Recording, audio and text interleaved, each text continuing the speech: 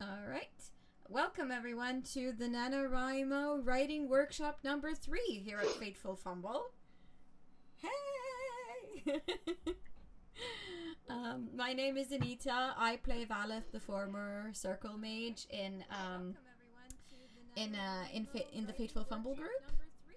And with me, I have a esteemed co-host, colleague, NaNoWriMo writer.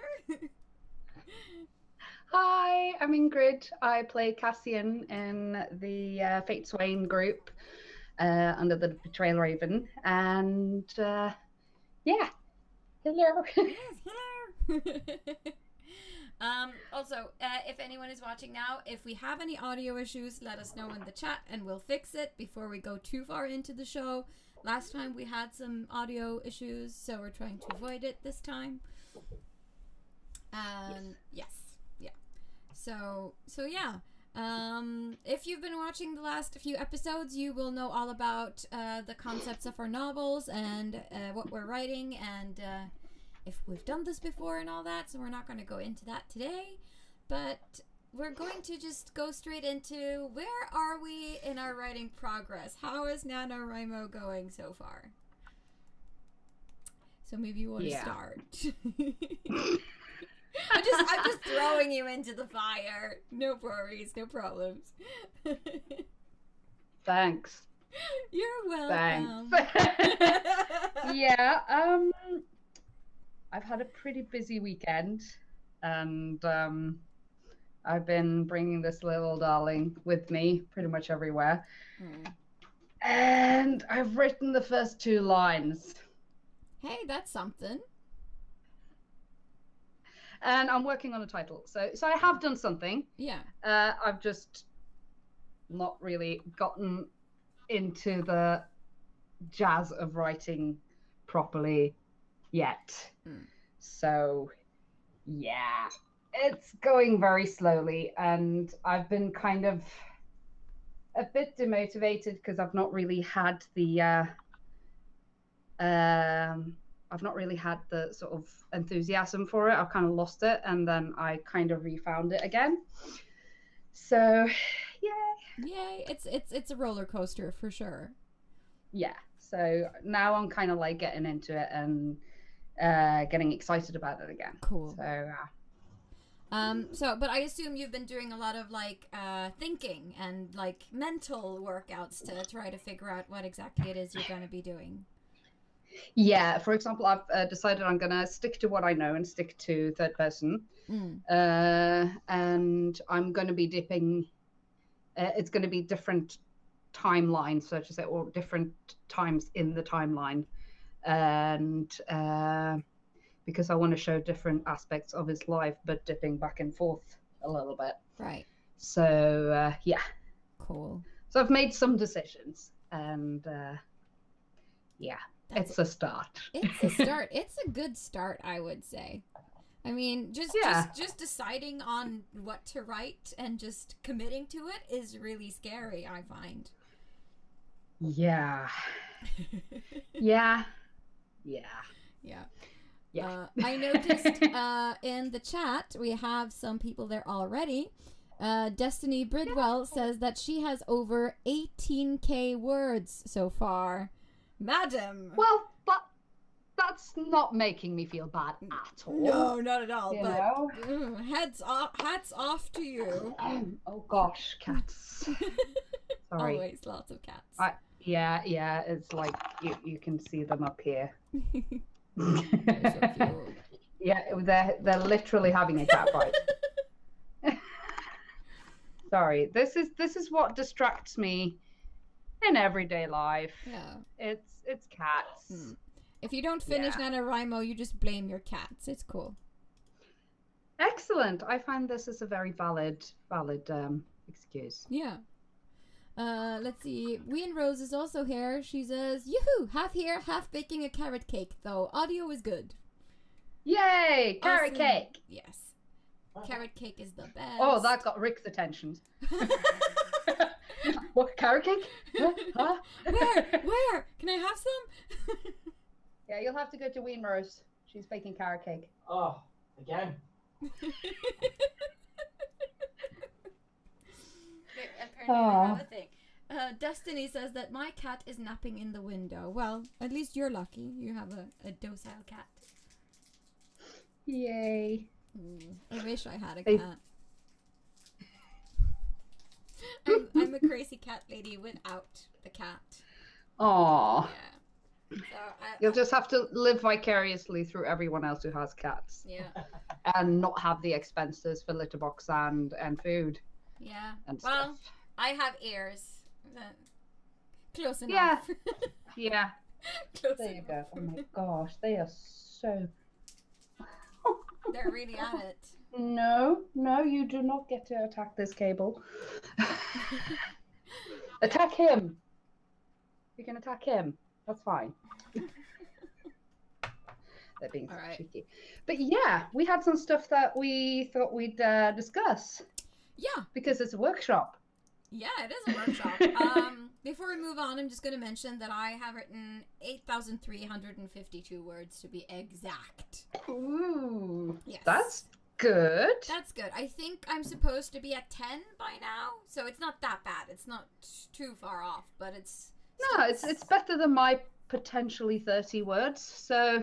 Yeah, sure. But then again, I started before you started, so, you know... Yeah. I've actually got an email from NaNoWriMo telling me that it's not too late yet. Aww. It's not too late to start. That's nice. So I'm kind of like, yeah, thanks for believing in me. Yeah. Good. It's nice that someone does. That's usually what I say. Yeah. Pretty much. No, but I think it's okay. So, I mean, like, my homework last time was to decide whether or not to do third person and first person or not. So I've committed to doing both. I'm writing first person in certain journal parts and then third person omniscient in the rest. Yeah. So help is basically what I'm saying. It's gonna be great. I think it's gonna be if nothing else, it's gonna be a great exercise for you. Yes. And that's always, that's never wasted. No. And if I don't like it, I could always just change it later. Exactly. It's fine. It's fine. It's all good. It's all good. All right. So I thought maybe if you want to, you can read those 2 lines that you've written. If you want to share them, if you think they're any good. Yeah, I'm actually quite happy. I think I'm gonna keep them because it's pretty much 2 lines. Mm-hmm. But I think in those 2 lines, it really sets the scene. Mm-hmm. So yeah, let's just. I do like, because that's something else that we can definitely discuss today as well. In addition to the other theme that we were talking about, beginnings, how to begin. Yeah, that's like cool. Introductions and how to start a novel, because there's so many ways to start a novel. You can go like, the David Copperfield road, and like from the very beginning, or you can have more like a smooth landing. Yeah, and I really love kind of just jumping straight into the action. Me too. I don't it's like one of my favorites. I don't like prologues very much. No, they're very. For my part, it kind of just, it depends on the story, obviously, but for my part, it tends to just lower the pace. So if you want a very slow-paced story, or a story that just starts really slow and then very slowly picks up, then that's a good start. But I like just getting into the grimy, the nitty gritties. Yeah. So, and this is very much that. Yeah, we're very on a wavelength here, I feel. Yeah. So this is the 2 lines that I have written for NaNoWriMo. Mm-hmm. Nothing could stop the blood which kept trickling from his nose. The pain had gone from a sharp stab to a dull ache, but his pride was still in tatters, like the old grey tunic clinging to his sweaty skin. Oh wow, those are some really strong opening words. Holy shit. I want to read the rest of the book already. You got me. I'm hooked. Yay! Success. Very So cool. yes, that's kind of gotten me, into sort of the mood, and I think that also really sets the atmosphere that I want for at least the first part of the novel. Yeah. So it's really good. Mine is not that strong and dramatic. My first one seems almost boring compared to yours now. Come Yeah, on, okay. let's Yeah, have it. right. Okay, so the first 2 sentences I wrote were, they were standing at a crossroad. Where do you think he went? Ness asked from his seat atop his horse. He was the only one riding, because he was the only member of the party who actually owned a horse. Those are the first 2 opening lines. I like that though. I like it when you can manage to put some humor in it, and that's yeah. I like that. Good. And that also says a lot of how the rest of the stuff is going to be, because if you have I think that the first line or the first short paragraph of any work of writing ought to say a lot of what you're going to be getting. Yeah. It's kind of like the teaser. Yeah, I kind of like dry wit. That's my thing sometimes. Yeah. And that really comes across. Okay, good. So I like that. Good. It's like, yeah, he was riding because he was the only one who had a horse. Yeah. The rest of us poor plebs were just It's like, what does it say? I don't know. You shot the only one who can read. Yes, exactly. Stuff like that.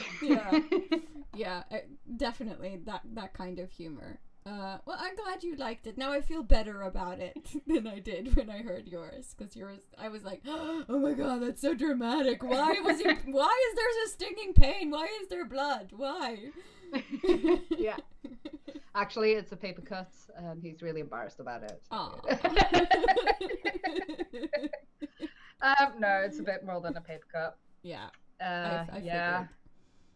Yeah. Oh. So it'll be fun. And I was at Mum and Dad's today, having a delicious dinner, and my dad showed me this picture slide video that he'd made from Mum and Dad's visit to Italy, and he went to the Herculaneum or something. It's kind of like Pompeii, but it's like the rich part of Pompeii. Okay, cool. I guess. And it gave me a lot of inspiration, because it's a lot of it's kind of same time period as ancient Rome, and kind of a lot of similarities. And I mean, this being set in probably mostly Minrathous, it's going to be a lot of ancient Rome influences. So that kind of got me on the right path as well. And I was like, oh, yay, I can see the streets and, the buildings and So that was a lot of fun. So I find if you're lacking inspiration, getting sort of stuff that are relevant to what you're writing. I'm probably going to be rewatching a lot of Rome, I think. Oh yeah, that's probably a good idea. Because that's such a good series, and yeah, it's got a lot of the sort of intrigue and stuff that I'll be looking for. Yeah, I've been considering starting to play Dragon Age Origins again for research purposes, clearly. Yeah. Just because the Ferelden Circle Tower and stuff. But any excuse to play Dragon Age is a good excuse. Yes. But I don't have time for that, really. I don't. Let's see. We and Rose has written, I have a weak spot for the kind of thing where there's huge tension and then you end up with the, well, you might wonder how I got here, how this happened kind of thing. Yeah. I like that. Me too. I'm in a mess. Do you want to know why? That kind of thing. It really draws the reader in and makes you curious, and I kind of feel that's what you're doing with Cassian and his bleeding nose. Yeah, kind of. It is, but it's not as blatant as sort of well, it's I don't I'm not going to be pulling it back so quickly. No. But that's kind of like what Rose mentions here is that's like a very classic sort of Dresden Files beginning.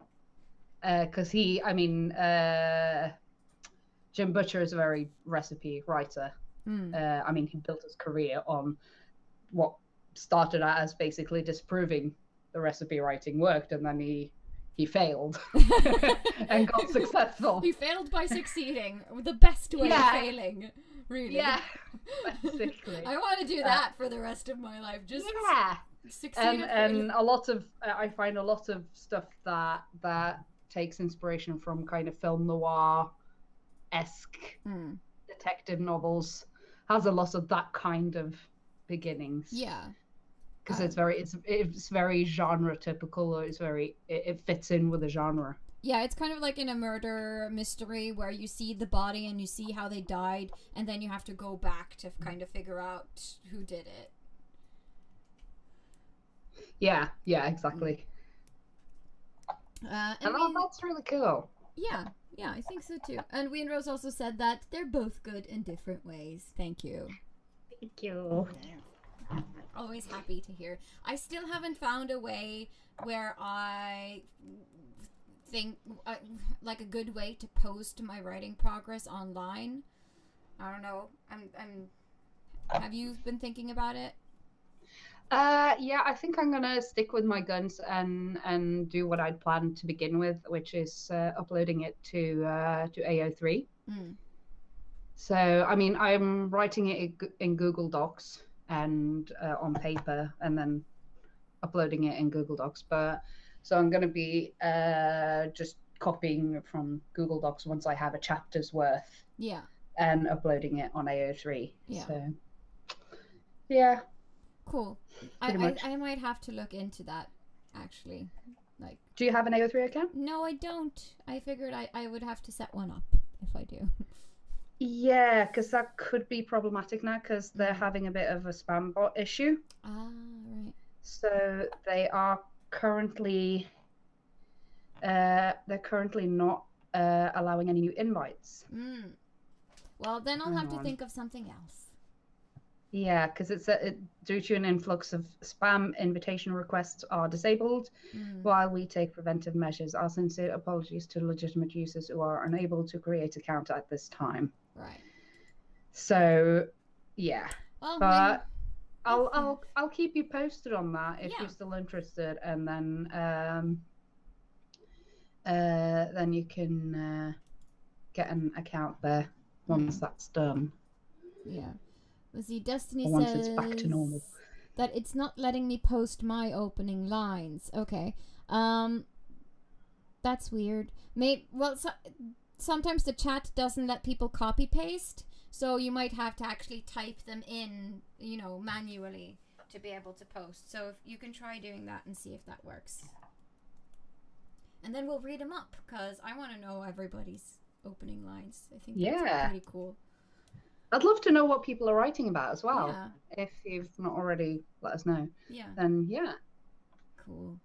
All right. So that's that. We've gone through our opening lines. Do you want to move into talking about character creation some more, or? Yeah. I think that'd be fun.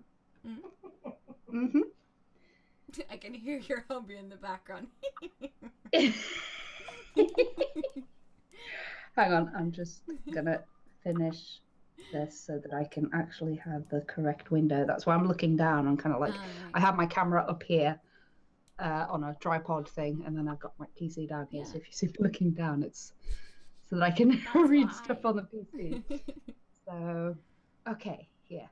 Yeah, so like character creation is something that's that always comes up when it's anything creative or narrative, at least. And I find that it's one of the things that I love the most about writing is creating the characters and finding the character arc and their motivations and stuff. But I also met a lot of people who feel like that's really difficult. So I figured that'd be something that we could talk about. Yeah, Oh, and we have opening lines from Destiny Bridwell. Yes. Do you want to read it? Let's see. Okay. The moon is high above in the sky, and the air is warm and smells of the woods that surround the clearing, and there are people all around laughing. It is the summer solstice and the lunar glen summer gathering. I feel like it's set a tone. Yeah. Like it's definitely giving you a feeling of the place and the atmosphere. Yeah, it seems very friendly and like summery and like like it has like the atmosphere of what I feel like it would be if you went to like a social gathering at a friend's place out on the porch. Yeah. When it's dark and you just have a few lamps. That's kind of the feeling that gave me. Yeah, or like a midsummer party at the outdoors picnic kind of thing. Yeah. I like that. Thank you for posting, Destiny. And Rose says that was one creepy chuckle, or evil, not creepy. This is why I don't write books.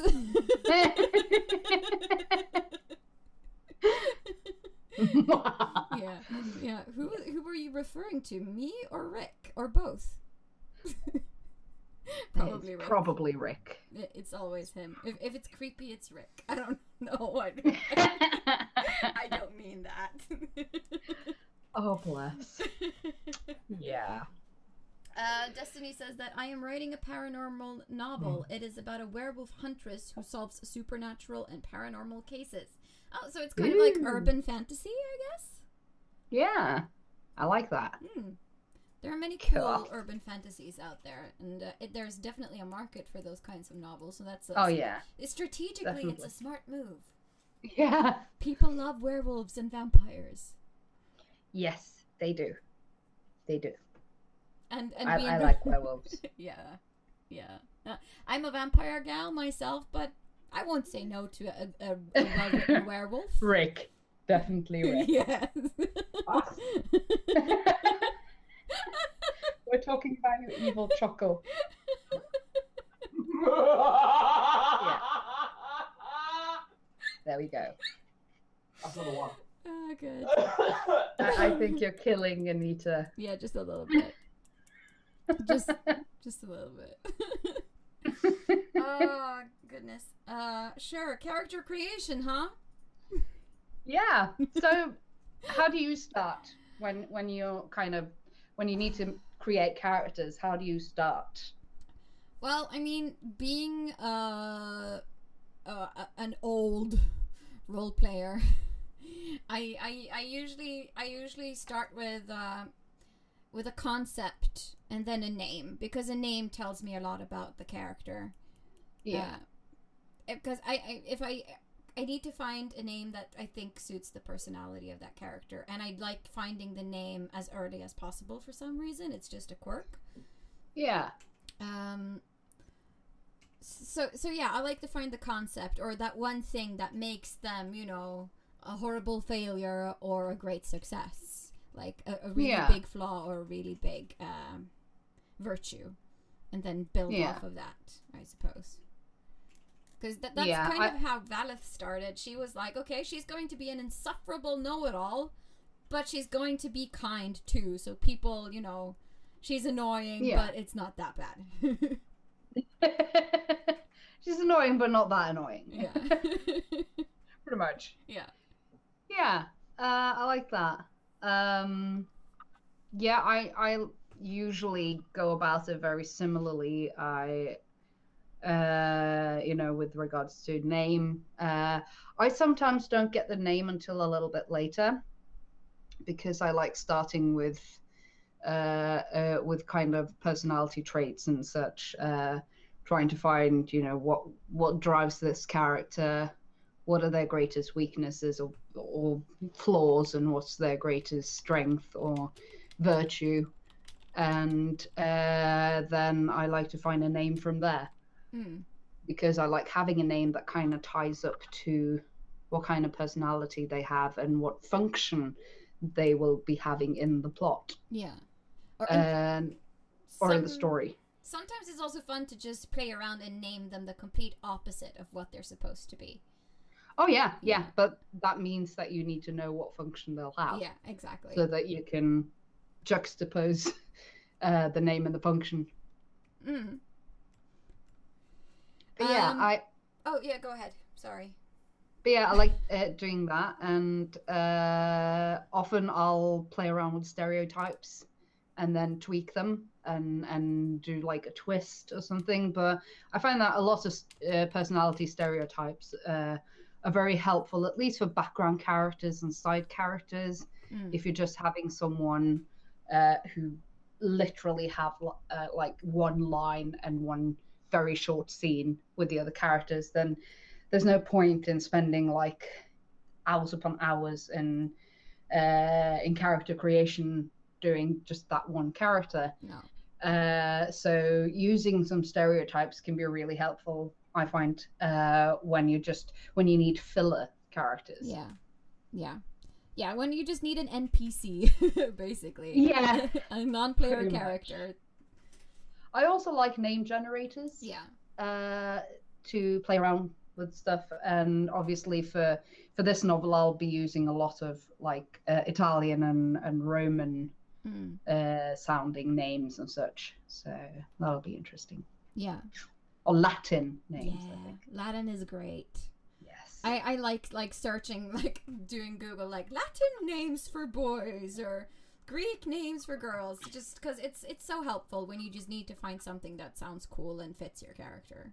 Yeah, I mean, for example, Cassian, his last name means basically contrary wind. Ah. Which makes a lot of sense. Fits very well. Yeah.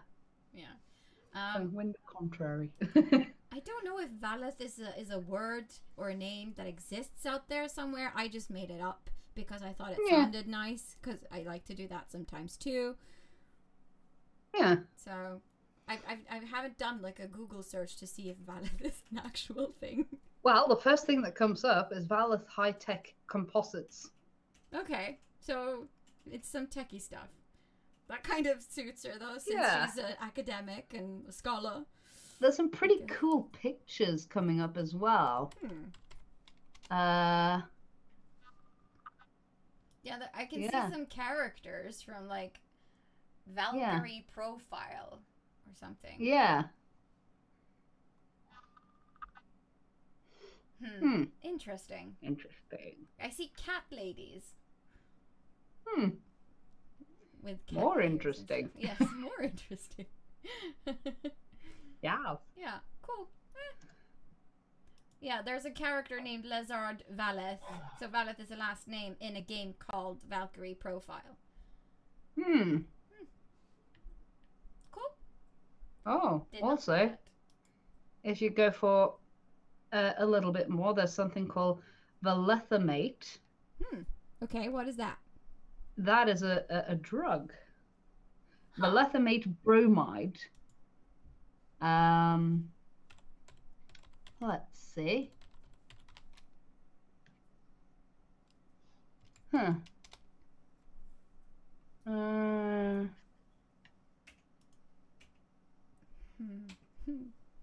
This drug is available in India for more than a quarter of a century. It is not listed in the Indian Pharmacopoeia.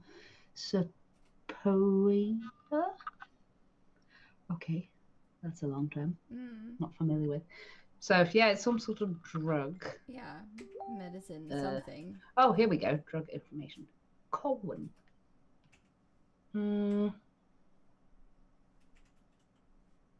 Is it safe? Not really. That's what it says further down on the page. Not really. Since two studies have recorded adverse events of moderate intensity and one study noted mild events, this brings us to question whether it should be used in pregnant women at all. So, it's unstable, which is also cool. Because medication is an antispasmodic agent, apparently. Prescribed for dysmenorrhea, GI spasm, post-operation pain, tenesmus, and urinary tract and bile stone colic. Well, she is a healer, so... Yeah. Okay. Well, there we go. It's always interesting to find, etymology linked up to your character name. Me and Rose says high on Valor. Yes. She is kind of high on herself. It is kind of close to Valium, so Yeah, not far off. Well, now we've uncovered that. Yes. But like the character I'm going to be playing at Spiel Expo next weekend is a former assassin, and her name is Kitty. So I thought that was really funny because she sounds so non-dangerous. Kitty. Yeah. Where is that from? What, the name? No, the character. Oh, yeah. For the game. Yeah, yes. Game. Yes, for the game. Sorry. I was thinking cosplay here, and then I was like, oh no, it's excellent. Yeah. Yes. Yeah, no, she used to be an assassin, and then she went over to being a con artist, so now she travels around calling herself Madam Kitty. So she pretends to tell people fortunes and sell them junk they don't need. Yeah. Madam Kitty sounds like a woman I wouldn't trust. Nope, not at all. No, I would not buy a car off her. No. Oh, Vian Rose says, acute toxicity if swallowed, in contact with skin, if inhaled, 100%. There you don't mess around with Bella.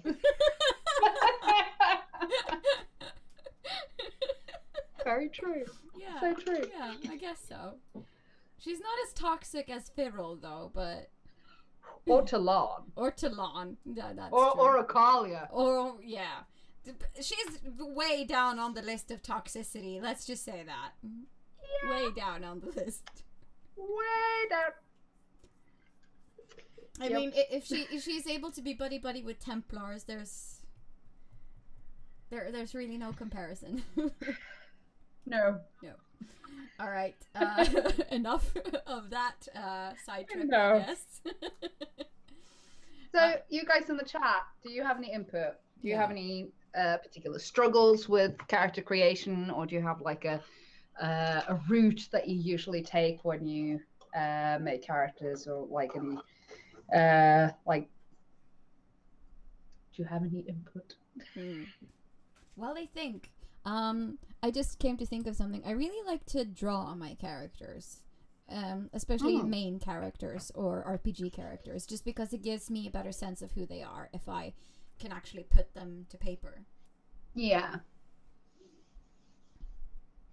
That's also an old RPG habit. Yeah, I like drawing characters as well.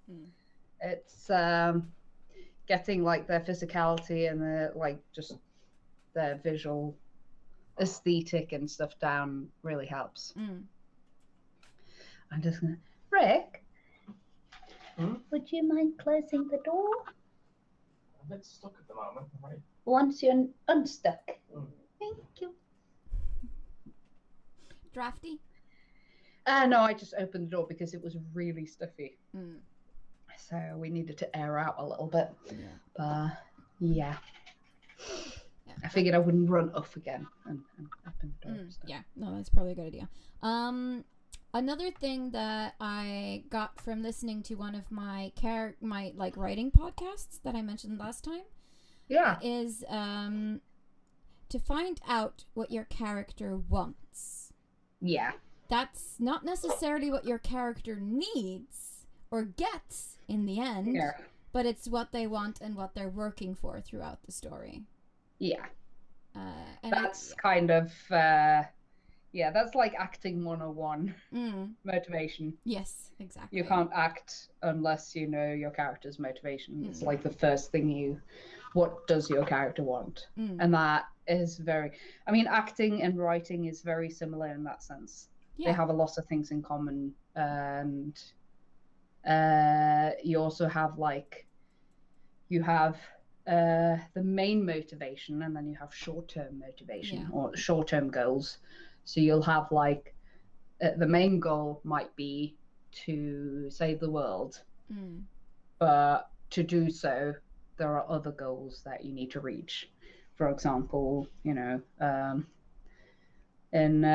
Dragon Age Inquisition, it'll be to recruit people, get agents, and get supporters, and attend balls Yeah. and do political stuff and all that. Yeah, you need So- power, basically. Yeah. So and I think you can also break it down in acting. We would also break down a motivation scene by scene. So for every scene, we would have to go through all the text and find out what is my character's goal in this specific scene. And then you find out how that character, what kind of tactics that character will put to use to achieve those goals in that specific scene. Yeah, because I mean, motivations can change from scene to scene. Like, Yeah. Because if someone reveals something that changes the course of everything, then of course the motivation of your character is going to change too. Yeah. And the same goes for tactics. I mean, a character that is usually would go for like more social tactics, such as persuasion and flattery, Seduction. What? Seduction. What? seduction and such. Feral. Might realize that actually this isn't working, this isn't getting me anywhere, and have to admit that, okay, at this point the only thing I can do is punch the guy in the nose. Yes. Because none of this is working. Yeah. And it's something that you see a lot in, for example, in movies, where you start like trying to persuade someone or seduce someone, and then you fudge it up, and then in the end it's just like, oh, for crying out loud, just knock him out, you know. And they end up just knocking the guy out and then running away. Yeah. But I mean, like, a good example of how a character change their actions and their motivation through a scene is like the last episode when we did the Betrayal Raven and Kestrel's crossover.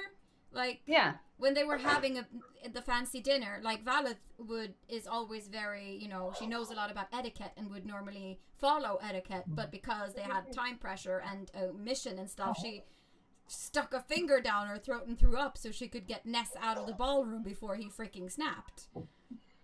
Yeah. So that's a good example of how different scenes and events can really fuck with your character's characteristics and motivations. And no, I totally agree.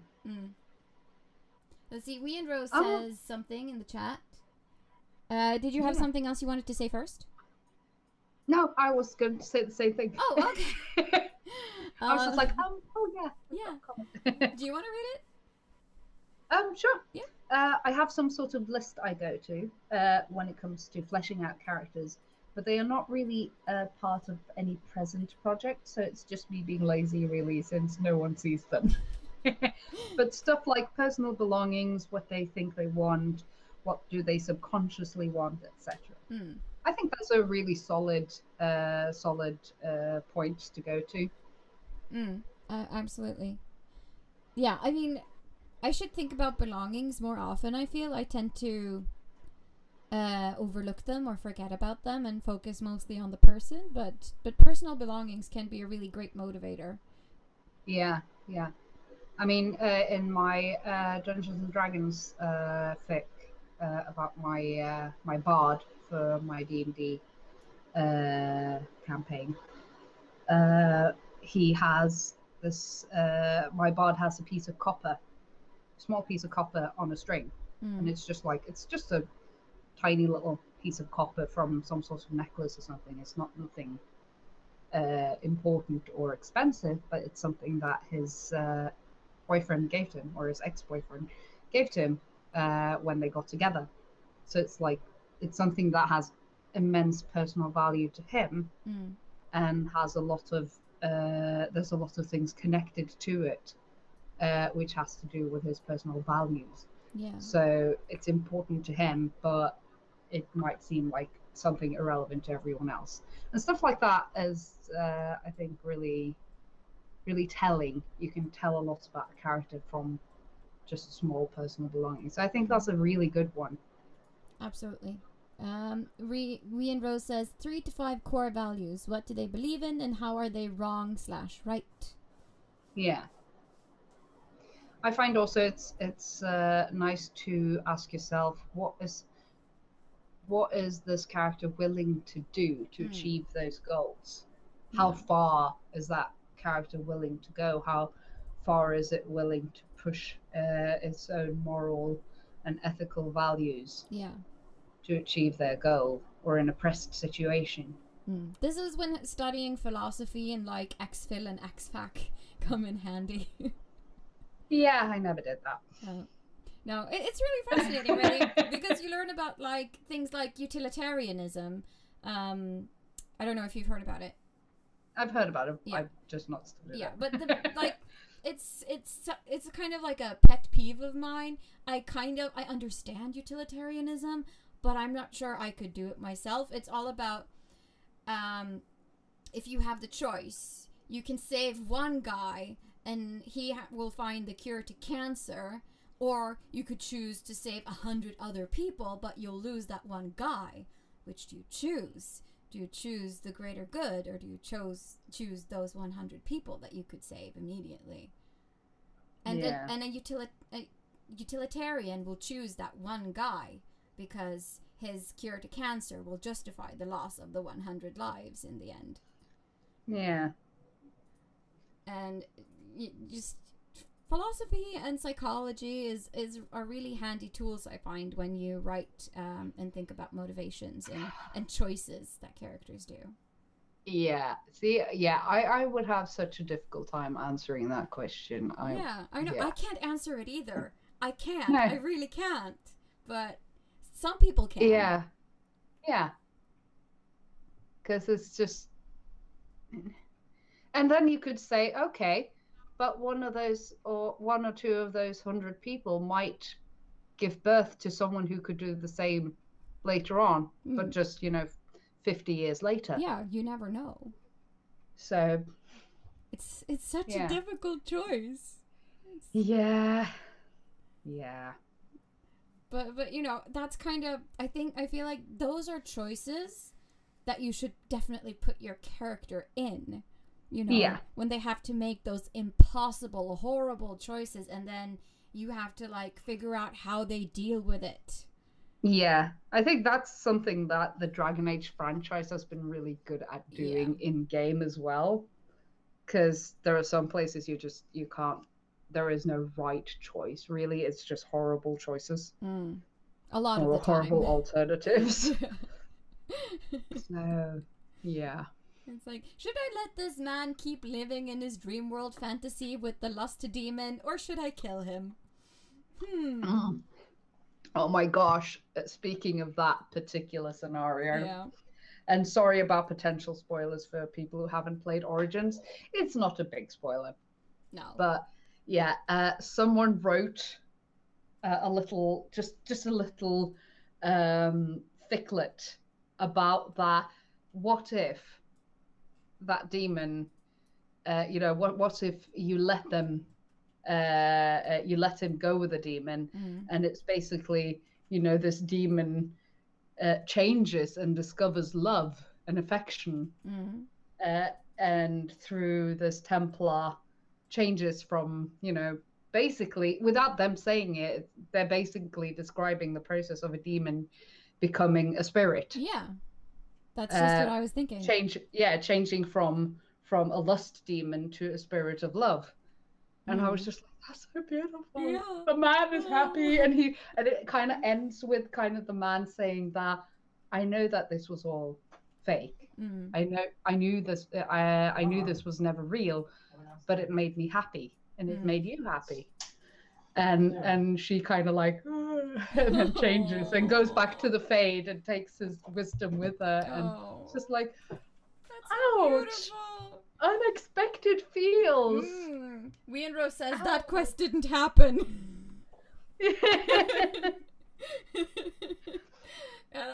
That is a tough one, really. Yeah. Oh man, I usually kill that demon.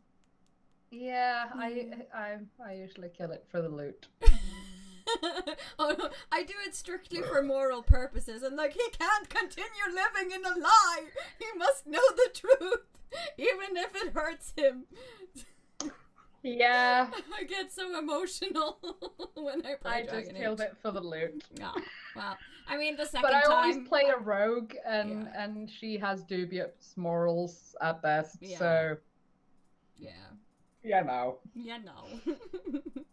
That's how we roll. Yes, it's that emoticon thing, the whole... Yeah. Oh, well. Yeah. That's my warden. So Wienro says you don't really get that if Dragon Age Origins is your original game though, so I didn't leave him be until after I played Dragon Age Inquisition. Truth or death? Yeah, I think I understand what you mean. Like, once you've played through Inquisition and you learn that there are nice spirits or demons who can turn into spirits or whatnot, you're like, fuck, all those demons I killed. I don't know. It is hinted to. Yeah. It is hinted to in the Circle Tower quest when you get into the Fade thing. With the Sloth Demon, you do get kind of, because you do see spirits there. So it's That's hinted true. at, That's but it's true. never confirmed until Inquisition. Yeah. So yeah, truth or death. Yeah. This is turning into a Dragon Age fan cast, is what it is. Well, we're writing Dragon Age stuff, so Yeah, you know it's okay. Yeah. But if we want to go back to writing, I feel like we'll kind of cover the whole character creation thing. Yeah, I mean, if people have more questions, they can just ask later. Yeah. So, I was thinking we've already talked a little bit about introductions and beginning a novel as well, but names or titles, that's something that I always struggle with. Be it like a fic or a song or like anything literary, titles for the work. That's hard. It's the worst. It's the absolute worst. So do you have any sort of go-to methods to find titles, or do you just kind of do a working title and then find something at the end, or do you just are you just magically good at finding titles? One of those awful people. No, I am not one of those awful people, I don't feel. I usually use a lot of time to come up with titles. Usually I need 3 or 4 attempts before I land on a title that I think is okay. And when I try to come up with a title, I usually try to think about the overarching theme or concept of the story I'm trying to tell, and then find something that will make the reader go, at the end of the story, oh, that's why you chose to call it that. Yeah. Or, or at least hint to it somewhere in the book that this book has this name for a reason. Yeah. So that I guess that's why I chose to call this one Caged. Yeah. Because, well, the circle towers are cages. Yeah. They just don't have bars. Yeah. I use a lot of songs. I like not necessarily using song titles. I don't like stealing song titles because I feel that's kind of too blatant, and unless that particular song is really heavily influencing the entire work, as in it's a songfic about that specific song, I don't feel like it's fair to use the title that someone else has come up with. But I like going through lyrics to songs that I feel are in the same theme of what I'm working on, and seeing if there are any phrases or anything that resonate with the work. For example, for my Dungeons and Dragons fic, it's called "Banish the Hope," which is from a song which also appears in the work by the Dukes, and it's the Dukes are amazing folk singer songwriter group, and that's a line in one of their songs, which is called "Suffer No Fools," and it really resonated with the entire work because it ties in with the overlaying theme of the story. And with I'm writing in a Yuri on Ice fic, which oh gosh, what did I call it? Oh, this is embarrassing. But yeah, that's same with that. I've gone through songs, and "Foolish is the Heart," which is inspired by a line in a song. It's not directly taken from a song, but it's inspired by a line in the song, and I've tweaked it to fit. And so I like using songs and poetry and stuff like that because I feel like that it's a good shortcut. Yeah. And you can find a lot of useful, helpful stuff. That is a very good strategy because "Banish the Hope" is a fucking awesome title. It is. I'm very proud so of that. Good. "Banish the Hope" is just, it says so much. And I mean the whole verse or the whole line goes let's see. "Banish the hope that's so hard on your soul. You can't make someone love you, I've always been told." Yeah. That sounds, really. She sounds like an amazing song. It is an amazing song. It's one of my favorite songs, actually. You should check it out. It's on Spotify, and it's called "Suffer No Fools." And it's just this. It's kind of bittersweet but happy, and it's basically about cutting out toxic people from your life and focusing on the people who love you genuinely and make you happy and do good things for you and contribute to your life, and cutting out that painful hope that keeps you lingering on to bad things that aren't good for you. With toxic relationship, that false feeling, oh, but I can change them, or they'll get better if only, because sometimes that if only is never gonna happen. So yeah, I can write it in the chat. Yes. So that people can have the title. Yeah, I'm looking through some of my old short stories and stuff, and one of the titles that I really like, that I'm proud of, is Alchemical Heart.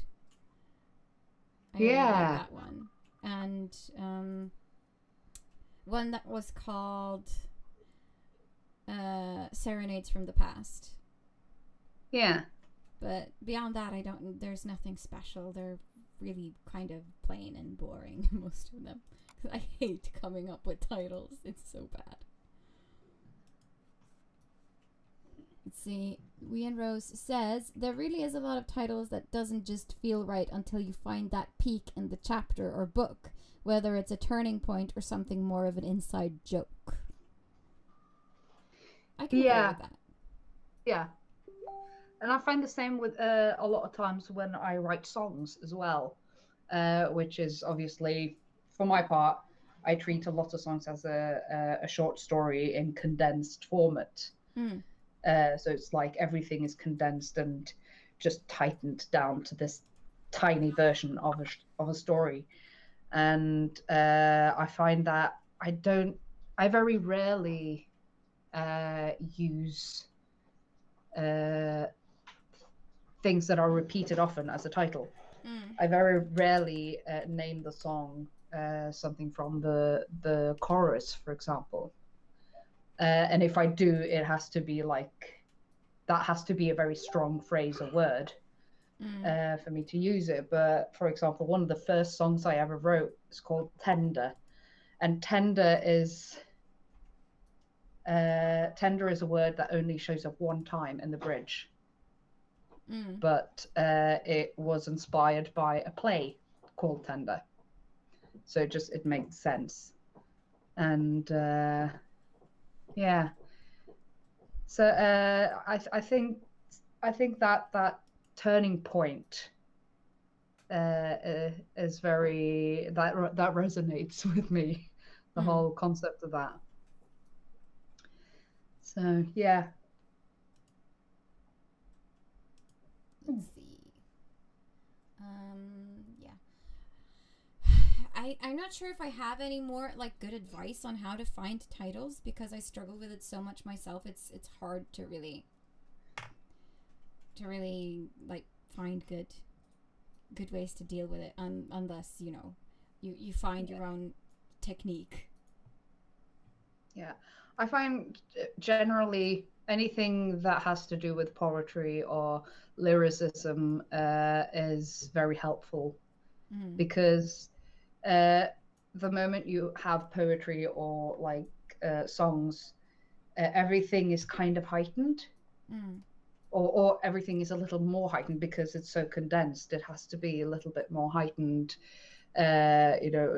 emotionally, and the prose is elevated from normal prose. It's not usually things that you would say in normal conversation. And because of that, you can get a lot of really juicy lines. Like, for example, Banish the Hope is a really juicy title. Yeah. And I think that if you go through a lot of poetry or sonnets or in general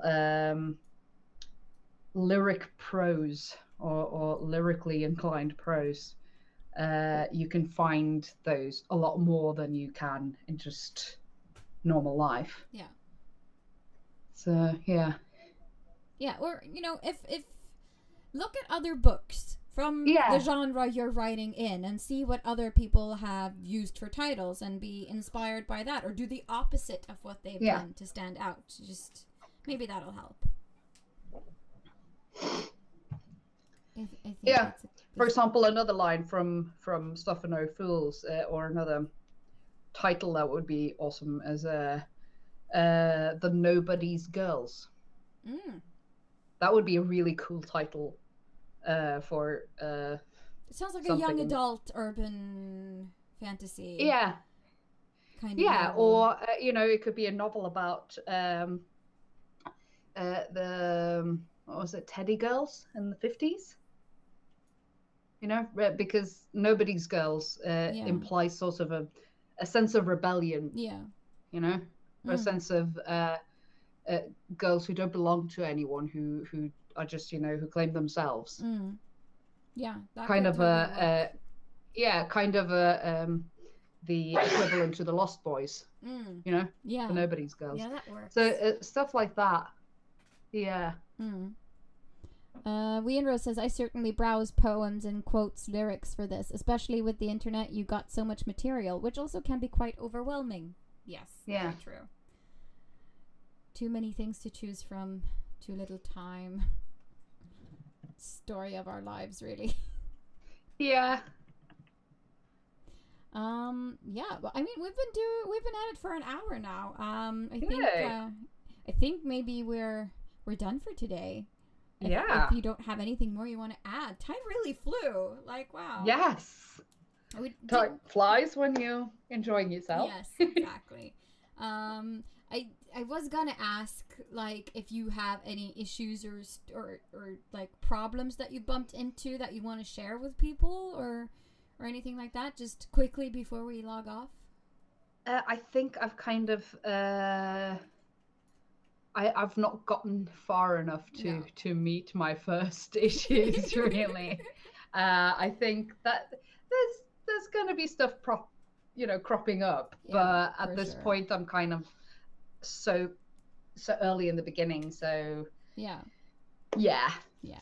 I mean, I did have issues trying to find the motivation and the right state of mind to attack this beast, and but that's kind of solved now. So you just push past. So Yeah. what was it that helped you to get past the kind of like reluctance to get into it? Or I think it was a combination of knowing that I don't really have that much to stress about now, just like being able to stress down and put my shoulders down, and getting some inspirational input, like pictures from Italy and relevant stuff for the setting. Yeah. And yeah. Mm. And the pressure of a deadline today with this. I have to have something. I found that it helps a lot. This live stream is like my number one motivation. Like, I have to write something or else it will be so embarrassing come Thursday or Monday. So that really helps. One of the issues I find is that sometimes I get stuck and I'm like, this scene is not long enough. I'm not sure where to go. I've kind of written myself into a corner. And so instead of just sitting there spending a lot of time obsessing over that one section that I can't figure out right now, I just say, fuck it. It's good enough for now. And then I move on to something completely different just to get my creativity going and working on something else. And then later, maybe I'll be able to think of something that's like, yes, that's how I'm going to solve that.